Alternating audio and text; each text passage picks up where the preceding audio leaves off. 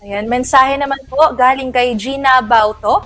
Good job! Thank you, Cap Abbott and Company. Ganda na at malinis na ang drainage.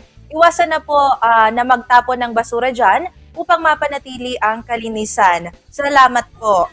Yan po ay tungkol sa baradong drainage po sa likab na atin nga pong naiulat na agad naman pong inaksyonan ng mga kinauukulan. Ayan nga po sa barangay po at tayo rin po sana po ay iwasan na po natin ang pagtatapon ng basura at itapon po natin ito sa mga tamang tapunan dahil ang pagkaipon po ng mga kalat sa drainage ay maaari pong maging sanhi ng pagbaha, lalo na po kapag tag-ulan. Kaya tayo po bilang mga citizen ay iwasan na po natin ang pagtatapon kung saan-saan.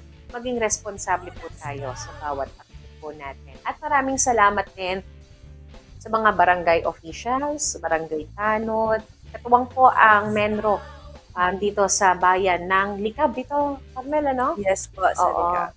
Dahil agad namang naaksyonan itong maraming basura talaga doon sa Ester. So ngayon maganda na at sana'y mapanatiling malinis po ito. At